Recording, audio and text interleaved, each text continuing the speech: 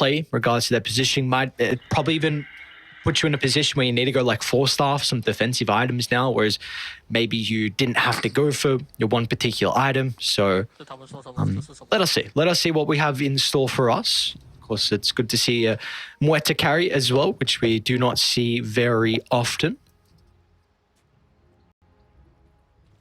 Yeah, I'm interested to see like Erica's read on it as well, right? Like, you're not exactly a hero that early on, like, the Quap has the ability to jump onto you. So does the Morphling, but maybe they're just feeling like this is going to be a bit more of a passive game. They need to be all around those mid laners. That's where a lot of the action's going to be. So that's where my focus is going to be early on. Love that Observer Ward placement, covering the power rune, covering the lane itself. Not exactly a common spot to be dewarded as well. Every time I'm playing Dire, here we go, I'm giving people in my pubs something to go up against me. But if you are playing against me and I'm on Dire, I will ward that mid lane spot. Oh no, you've given over your secret strat. Yeah. How are you going to get out of your rank? There's no issues with my rank, all right? I don't want to hear it. Top lane. Using an early point in the calling, just again, you see that movement speed already having the impact, but Aenid really doesn't want to just go into those revenants right now. They pop the blood grenade, they're probably going to get the kill. Okay, apparently random foods here too, so Salazar yoinks it, but that is more than okay. Also just reminded me as well with the Muerta Clockwork combo, so as soon as I saw those two heroes together, so even extra value out of them, but it was not enough at that stage. They don't have levels, means Radiant able to find first blood. Are we talking about just like holding them inside of the calling, that sort of combo? Yeah, and one thing you always like to say is the cogs with the dead shot. It's going to act as a stun instead of just the runaway. Yep. Makes a lot of sense. But give me the Ogre. Give me the dub luck. Give me the multicast. I want to hear the ding, ding, ding. A iconic voice line. Uh-huh. We love you, LD. Yes, we do. Let's see how these lanes are going to go this game in particular, though, because that was really the big thing for Team Disillusion in Game 1. Pretty much every single lane went very, very well for them. So let's see how different it's going to be this game, though. I mean, to me, it's all just about this top lane, right? And how you're looking to use some of these cooldowns. Like, Clockwork needs to be very cautious about how he's getting aggressive onto this lane. I really feel like you can't afford to do it once Doom is level 3. You got to just save a lot of your abilities to make sure that you're preventing being run down, because you've got movement spells. Like, if I'm just thinking, Wildwing Ripper's level 5 creep, isn't it? Just I wouldn't want them to be in a case where like they get pushed back even further into where the Doom is looking to play, but he's going to need level 2 Devour to make that happen. So maybe level 4 is where they can really look to get a lot of stuff done. So I guess that means that Erica then should be able to have a pretty good time early on the Muerta. Do you even think of this hero, like, is this a strong laner? Are you weak at the early levels? What do we think of here, her in particular for the lane? It depends on the support, again, right? Like, you need someone that's going to be playing on the front line and, more importantly, disabling for you. Because, again, depending on the skill build, even just the 1 point in the Gunslinger, if you get a little bit lucky, it makes the laning pretty nice, you know, because you can be denying and harassing at the same time. Also provides, prioritizes heroes, so you're always going to have that benefit.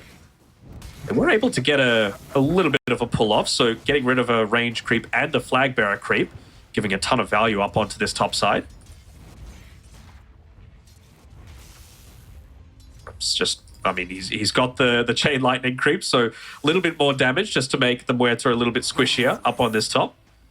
We'll feed through the salve as well from the Clockwork, just to make sure you're able to get back into that lane and farm. But we're approaching that key level 3 timing that I've been talking about. Aaron's going to have the Lotus to be able to enable this, so I mean, he gives it over to Aeonid. You can feed it over to other people as well, so I was thinking maybe he would hold on to it and give it over to the Doom if the situation arose for that. Here we go, level 3 on both Doom and Rubik. So, why, don't want to see him using the Battery Assault or the Cogs aggressively until they look to make this dive happen. Might even look to bring out the Boots of Speed on the Doom before they do go for an eventual dive, just for a little bit of that extra bonus move. I mean, even just that dead shot being used is a little bit of a concern. Might be able to get another pull-off, though, on the Clockwork. Not sure if you want to do this, though. Again, like, you just want your creeps to be the ones tanking up a lot of these tower hits instead, but, well, a little bit passive. Yeah, it is. All the other lanes are as well. I'm quite surprised at how well Echoes is actually doing mid against Small KK, though. It's like with the high damage that he's got, he's even continuing to try and chase down the Queen of Pain. Might have put himself in a compromised position, though, especially with Aaron nearby. They're going to be able to continue to chase him down deep under the tower. Looks like that's not the case, but with Aaron showing mid, left the Doom solo, so they're able to get a big kill there, one that I wasn't expecting with the Clock and the Muerta. Meanwhile, bottom lane, Shining almost goes down too. Oh, the Clock and Muerta are... is Erico still going to be able to get this this water rune? Quap's got the blink, so he's kind of in no man's land here. No mana either. Might be able to get away. Oh, I feel like you go for the blink here. Surely, Small KK. Come on, come on. Oh, he's waiting for the refill, okay. I mean, sure, but Small KK had the window to be able to kill him. Blink into the Scream, could have checked the mana pool that Echoes had to play with, so missing out on a kill there. And yeah, like we were saying, the Doom ended up dying up top. This is a lane that can kill the Doom. I just expected it to be the Doom and the Rubik for the majority of the time, so that rotation from Aaron not resulting in anything ends up costing them quite heavily. Bottom lane, we finally have a little bit of action down here as well, so they're going to be able to get a kill onto normal, and both heroes are pretty low in regards to the resources. Honestly, nothing too crazy going on. Both sides are getting their farm in regards to the last hits. Everyone seems to be relatively happy with the status of this star. I'd say Eric is the happiest one overall, though, right? Like, he is not being contested at all by this Doom, and you know, you mentioned the combination with the Clockwork cogs. Probably going to get a kill onto Aaron, though. I mean, again, this is a rotation from the Rubik that really isn't resulting in anything. If Echo is lucky enough, he will be, to be able to get that haste rune up top. You might even be able to, you know, make, again, another rotation up towards this Doom, although the fact that he's prioritized the Vanguard might make things a little bit more challenging. Could just opt to make this a bit more of a defensive tool for yourself. He does have a couple of bounty runes as well to be able to bottle up and play around with if he wants to. So might just opt to shove out this lane first. It's crazy. Doom got the pull off with 3 heroes here. Yep. So he's going to be able to help the positioning of the wave. Might still tank a little bit of damage though with the Clock and Erica. Let's see actually if they're going to have enough to bring him down with the Vanguard. They're a little bit with him, just toying until Aaron shows up. Nothing too crazy though. I mean, you absolutely need the Void Spirit if you're going to look to go for that kill. The calling was slightly off the mark as well, not right on the edge for it always to be pathing through the cogs. So, yeah, the dead shot really effective still, but not the perfect usage of spells coming through from YSR. Oh, they're still going to go for him though. Echoes under the tower with a rotation out of the haste with both charges out of the Astral Stab. That means that this time they will have enough damage. So, yeah, before it was just some poking, you know, trying to dwindle down his health pool. And then once he was down to half, Echoes felt it true enough for him to rotate. Meanwhile, bottom lane, Mag almost going down as well for Shining. There's been a lot of back and forth, but not really many kills down in this bottom lane. So, sorry, I just want to talk about top again. You've now got Erica up to level 6, so he's got Pierce the Veil. I'm honestly a little surprised that we don't have more Muertas picked up in this Vanguard meta, because you pop that Pierce the Veil, you're only dealing magic damage. You know, you get an extra 50 damage as well off the back of this, and it makes these beefy heroes a lot more squishy, especially in the lineup that already doesn't have any lack of magic, right? Deadshot, battery assaults. Like, you're going to be able to really kill this Doom if you're able to just find the initiation onto him. And the fact that they've been able to get, I think this is their 4th pull-off on the top lane, is just an even more of an indication that this lane should go well for them. Yeah. We do see, though, with all the emphasis the supports are putting around mid, at least for Team Disillusion, they were able to get the shield rune for Small KK, so Echo's already taken that double bounty back in the jungle, so won't have the bottles to work around with. Bottom lane, normal lane does go down, so this is really the big one. I mean, Morphling is off to an incredible start. So we'll see what Lonfair is going to be able to do out of this game. He's got the Manta style queued up. Wonder if it's going to be the second item, Aghanim Scepter, for him. But Shining's really starting to struggle. So have they already started to make some sacks? It doesn't look like that is the case. It doesn't seem like it as well. And the TP actually came from normal end. Never mind, he did get the bottle. It was placed on the ground, and they're going to go for an immediate smoke off the back of this, really putting a lot more emphasis onto Ain it up on this top side. No hook shot on the Rubik, and good positioning by Aaron. He's going to be the one caught out by this instead. Might not even die. He'll die. Okay, he'll die. Yeah, he'll die, but it's okay, because the Doom doesn't die, and it's able to, of course, play accordingly, safely back towards the tower. You do have the lane starting to shove back out into Erica's favor, but so it looks like both sides, safe lane going very well. And where do we have to look towards some of the early game plays though, from either side? Who is the catalyst from both Dire and Radiant? I mean, for both, it's obviously going to be the mid lane, right? You can see YYY trying to make that rotation towards mid onto small KK, but this is not like the last game, as might be another death coming through for this mag. Yep. Shining just not able to get underneath that tier 2 tower for a little bit of that extra health regen. Ends up going down. They're going to have a hard time killing this Quap this time around. They do not have the lockdown required unless, again, they are perfect with the use of the hook shot into the cogs, into the calling, into like an RP or something like that. You're going to be able to get away the majority of the time. So I'm really expecting small KK to be the one getting a little bit more active, looking to open up the map perhaps around this 10-minute siege creep. You've got it pushing up on towards the top side, so maybe you could look to make something happen there, but Echoes doesn't want to make that a possibility. Popping the Arcane Rune, looking to get active against this Quap.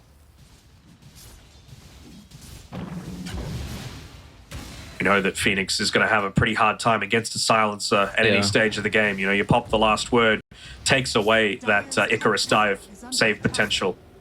They're trying to make some plays down bottom. Erica's going to get active. Nice use of the dead shot. There's not going to be any extra control, and they even use the global silence to enable the retreat.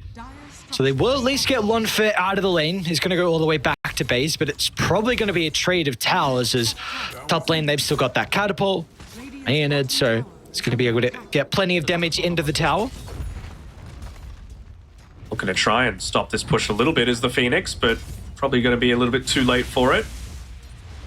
It's the Fire Spirit onto the Siege Creep, I suppose, but it's like Aeonid is going to be able to take up the tower. Doom just way too beefy of a hero at this stage of the game, and you'd have to say that this is going to be favoring Team Dissolution, right? They've got a Morphling to be able to play around with. You've got a Doom who's got a Midas that is going to scale better into the later stages of the game, and it's a pretty good Rubik game coming out too. So I think this is probably going to favor them. It does go back both ways though, right? Because Phoenix late game incredibly strong. Magnus going to be enabled by the Empower, both for himself and the Void Spirit, and even the Muerta to a lesser extent, but I don't know. I think it will once again just come down to who's able to find the jump, and you would have to say neither team really has the advantage there. Maybe a very slight one over to the last arc. Yeah, just with the hook shot, with the harpoon. My hesitation there is just that Magnus has not had a good game, so it's going to be quite a while until he gets into that point.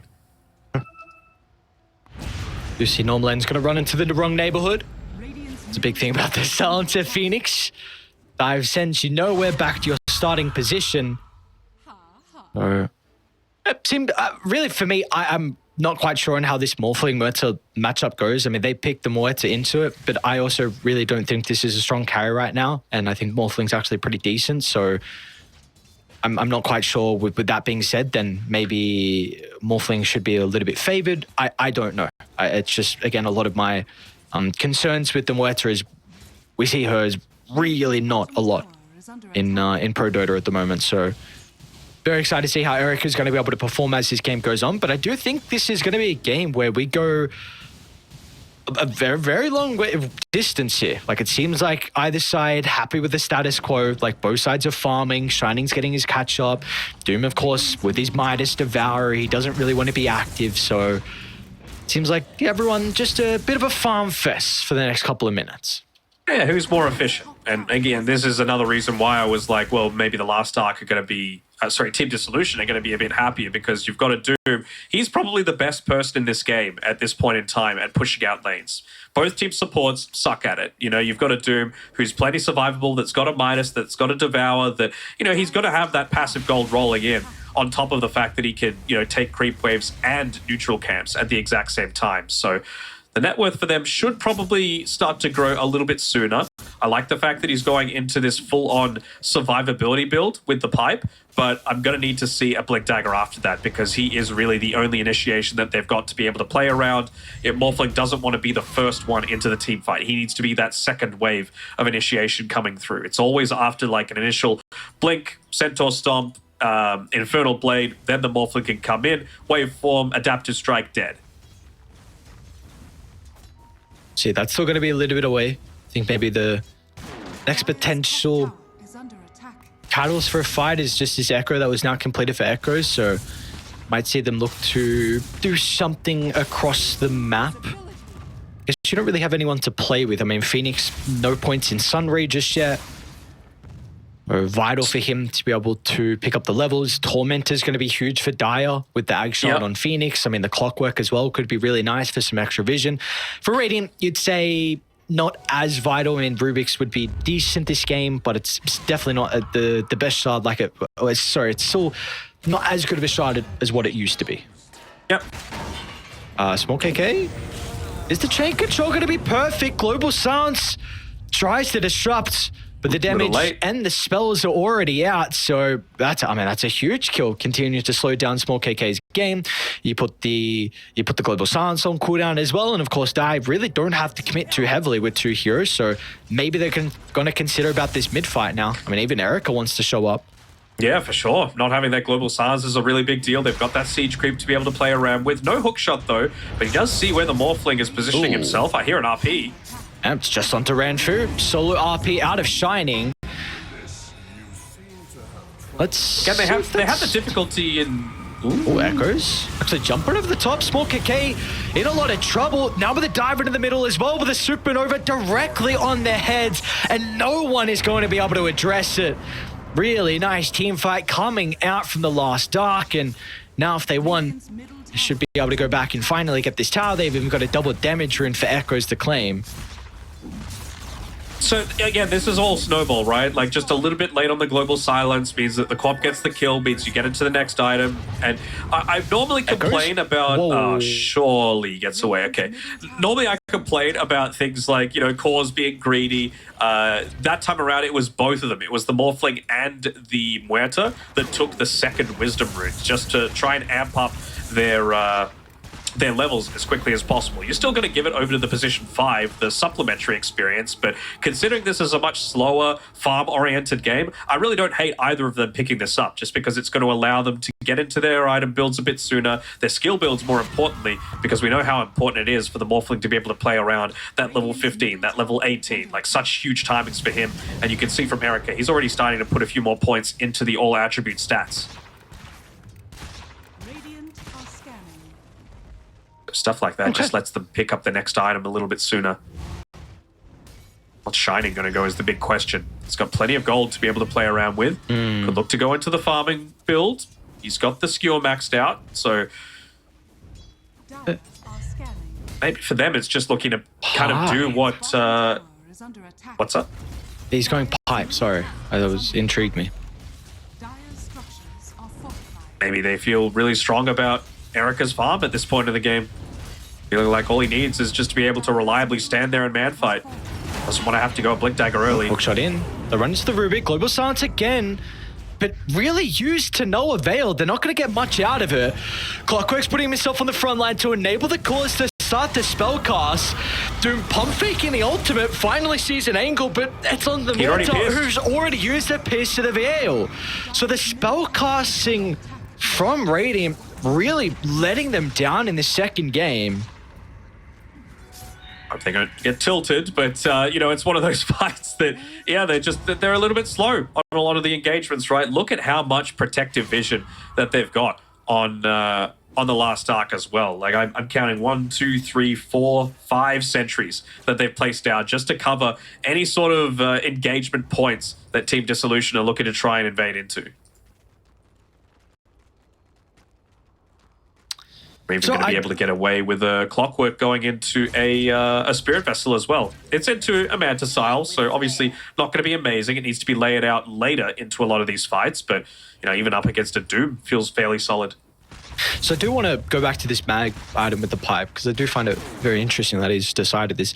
You said I think because we kind of got it cut off. Were you trying to say like because you feel like that they feel strong right now, they want to group up with Pipe, and that could lead them to a couple of next big team fight wins, which could just give them the overall lead of this game? Possibly, but not necessarily. Like my thing is, oh, sorry, Spawn KK is able to get away.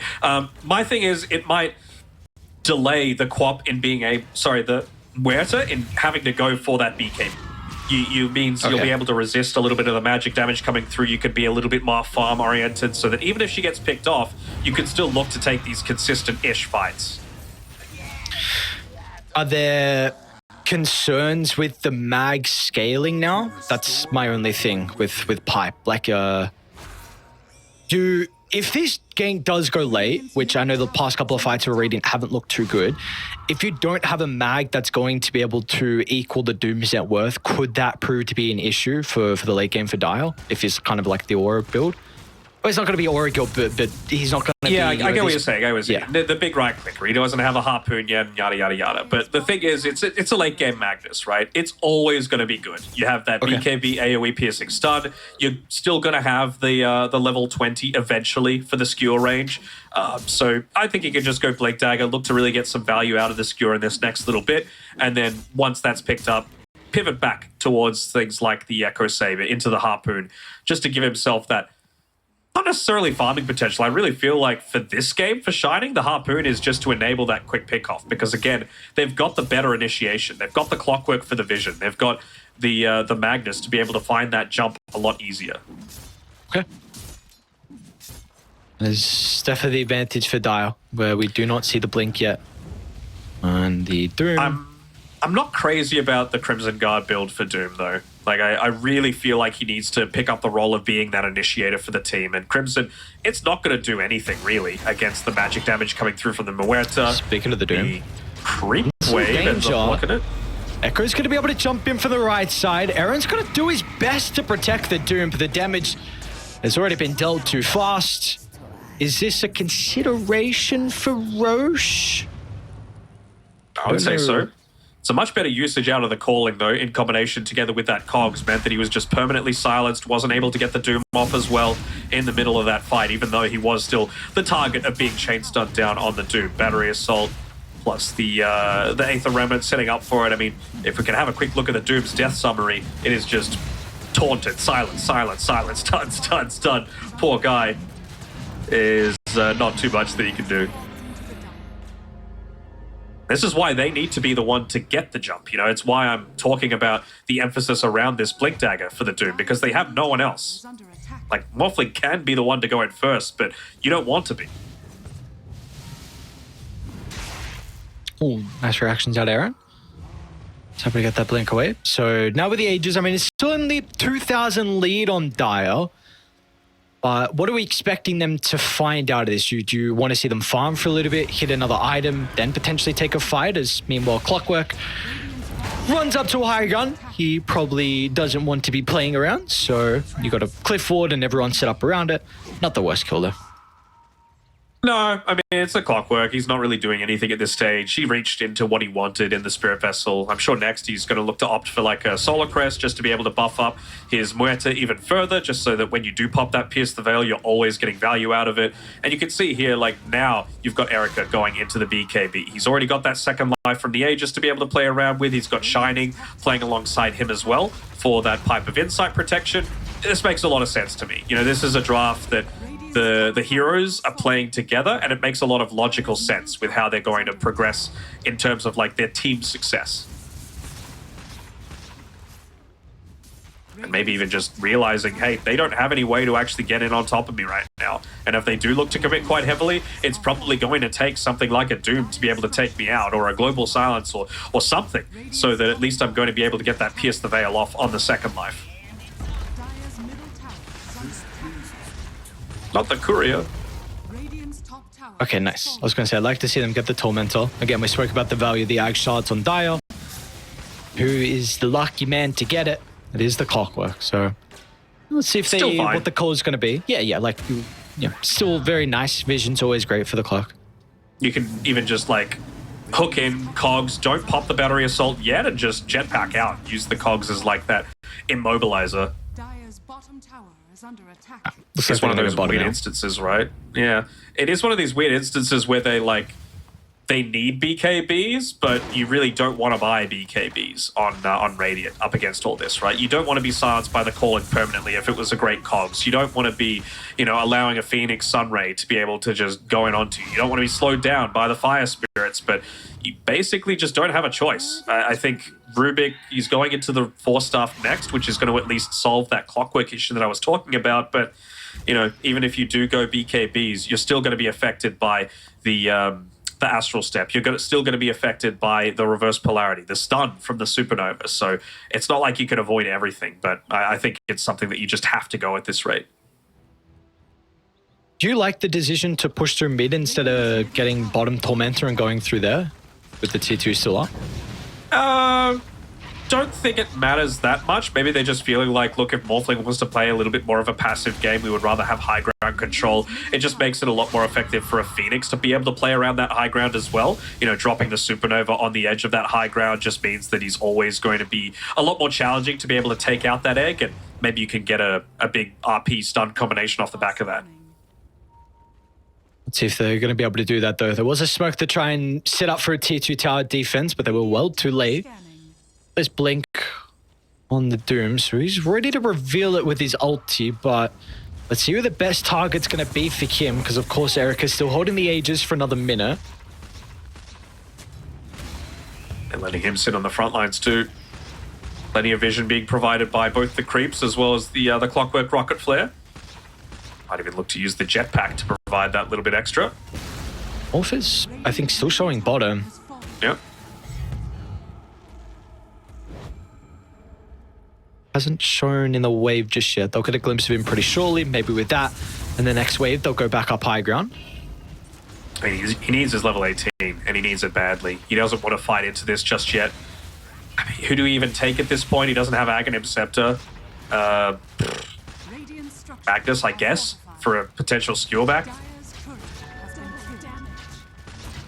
You did just lose the Lotus on the Courier. Feels kind of nice. See, they're starting to come back, though. Instant jump. Pops the Pierce to the Veil, and he's still got Aegis for another 15 seconds. Global Sun's going to come out as well. I mean, with the backline, Small KK's trying to deal with some of the supports, but the Egg's still going to get layered down. It'll make it a bit awkward for them to take the fight. RP's going to cover the Egg. It will be blown up, but they have to put all their attention to deal with the Phoenix, so it means Erica can just freely get the damage out inside this engagement. A 3-for-1, and it continues to favor the boys on Dire in this second game. Yeah, still had an Arcane Curse on him at the very end, so Erica didn't get that full Aegis regeneration coming through from him. Of course, any damage was going to be able to interrupt it, but he still gets out of there with his life intact. 0 deaths remaining for this Muerta, and, well, it basically covered the period that they wanted it to, right? Look at that great Sunray coming through off of the Phoenix. Probably would have been even better if he had the if he was lucky enough to get the Aghanim Shard previously. This Phoenix Egg basically acting like a taunt, meaning that he is just in complete no man's land on Small KK. They're able to get the kill off the back of that as well, with the great RP being able to land in. It's crazy that Echoes live too. God damn. He's continuing to scale. The supports are very high net worth as well, which is going to be huge. And we just saw the value out of them in that previous fight. And it's only going to get even more as well for them now. So it was just the melee barracks. Range is still standing with minimal health. But even without the Aegis, they feel strong enough to be able to walk down bot. They're going to be able to get a tier 2 tower. And they even have an Arcane Rune for Echoes too. Very close to 18. So still Dire will be feeling very strong. They will indeed, and again, that was where the you mentioned the Lotus Orb being killed on the Courier. That's going to be up in about another 15 seconds, and once that's picked up, you've got a Manta Style on the Void Spirit, you have a Yule Scepter on the Phoenix, and you've got a Muerta that's almost got a BKB. Actually, she's got it coming to her on the Courier now, so Magnus really the only one that doesn't have a way to instantly break out of that that global silence. Yes, you've got the Clockwork as well. Not really all that important to give it over to him. So as soon as that global's popped, just Lotus the mag and then look to go in with the rest of the team. So when did Morphling buy his Ag Shard? Dire's top tower. Very recently. Okay. Interesting.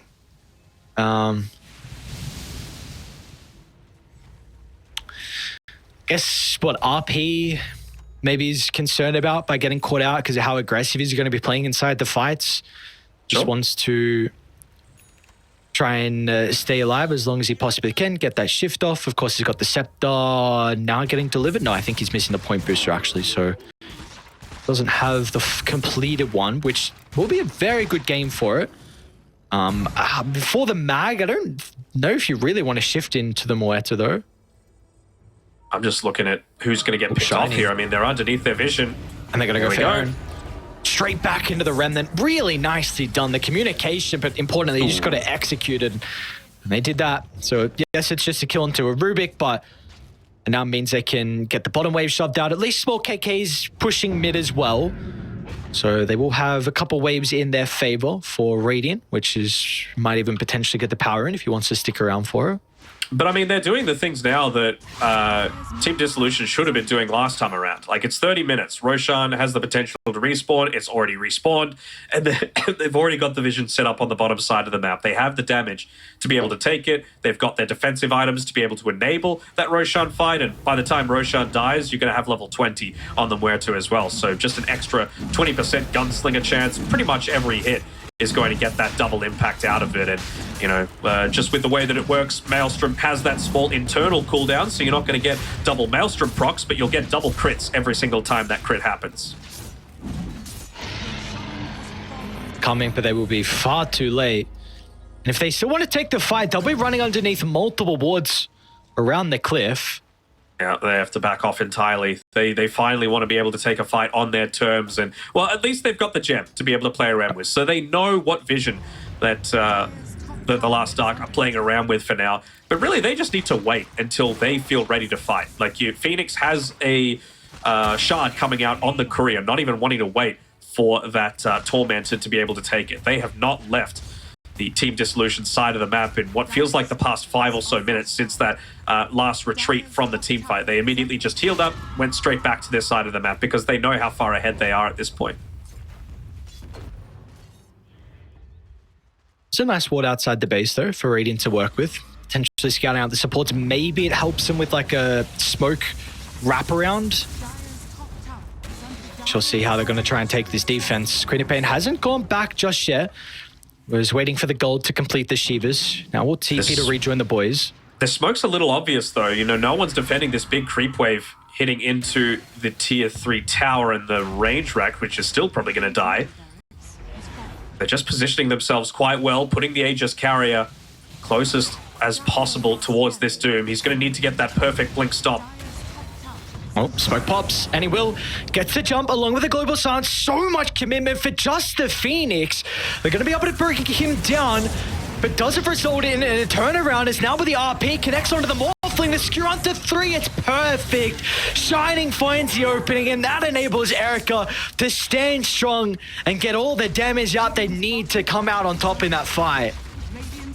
I think this is just another one of those games where it's just not having that quite good understanding of your timings and the items that are going to be effective for them this game. I mean, I was talking about not really seeing the value coming out of the Crimson Guard.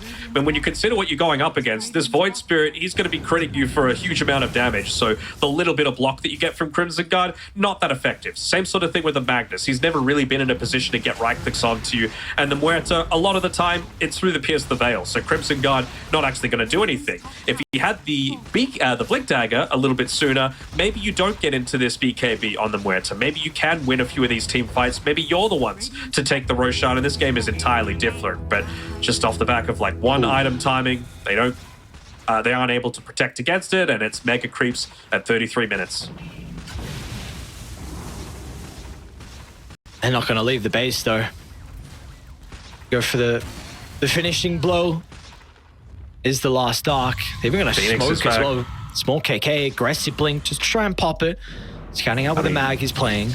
There's no Doom, there's no Global. Phoenix has a much easier time this time around unless they, once again, just commit everything onto him. But wisely enough, it's basically only the Muerta putting herself on the front. She's got the Aegis to be able to play around with. BKB's already back up. Shining, just looking to fish for another quick pick-off.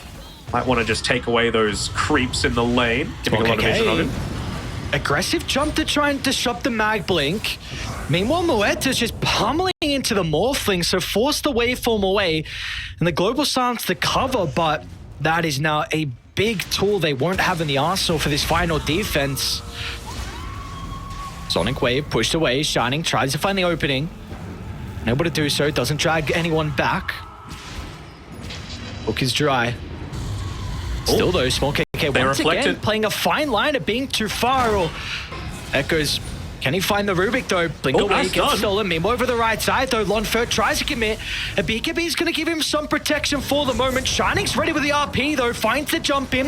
Supernova as well in combination. That'll be all she wrote. There's no buyback on the Morph. The G's get dropped. It looks like Dire will be able to take our first series of the night in 2-0 fashion. This was a lot more of the team that we were expecting.